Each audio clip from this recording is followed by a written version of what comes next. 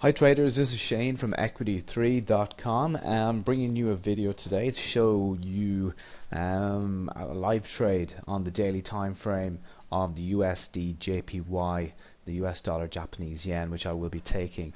Now the reason for this trade is because today on the 22nd of February 2011, when we're taking this movie now, is when I've seen this particular bar here, which is one of the bars that we teach at equity3.com.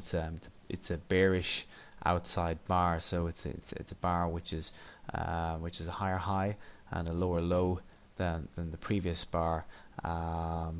And generally what this will indicate is that on a break to the short side of this bar, a break below this bar, we tend to see price move down or begin to move down. It may move a little bit sideways, but I'll be looking for a break of this bar to move down to this support level, which I've identified on my chart here around the 8200 mark. Now looking at this, the new day has started here, so this is the 23rd of February. The new day has started. The close of this bar is a New York close, 5 p.m. Eastern time, which is around 10 p.m. GMT. So it's about 10 o'clock when I'm watching my charts here.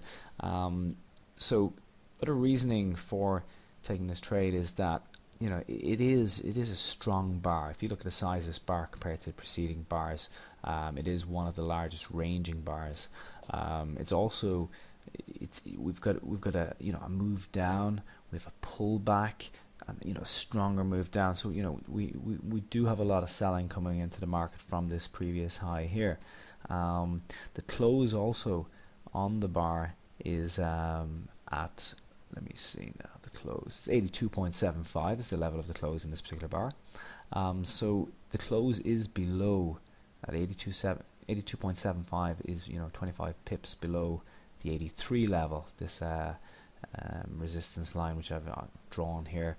So I expect that this line will hold as resistance, and any kind of pullback which we see happening here at the moment. So I totally expect that pullback to the 83 level, and then based on that, it will a continuation then to the downside, and then a break of the bar and a move down. So what I'll do is we're going to come back to this trade and you'll be able to see exactly how it pans out.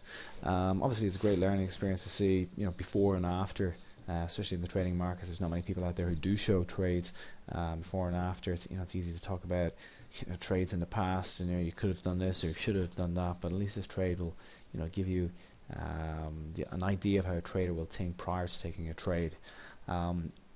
Now, so another thing as well which I will show you here is Fibonacci, one other tool that I do use as well in my trading. So Fibonacci really just, if I take a Fibonacci level from the top of this swing high to this swing low level on the 83, I identify this as a swing low because this was the previous swing low prior to this bar being formed, and on the swing low, when the bearish bar started, we had a pullback, and this pullback came back here to the between the 50 and 61% retracement, and because it rejected off that really harshly to the downside, I expect a continuation down because of that.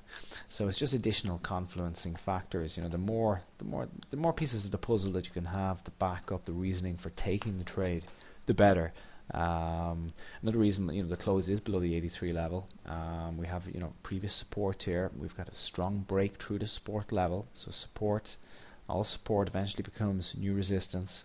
And with a target level down here around 87, I'll keep you posted on this video and let you know how it goes tomorrow. In the meantime, if you want to check out other trading videos, please visit equity3.com, and they're all completely free to use, and I hope you really enjoy your trading. Thanks, bye-bye.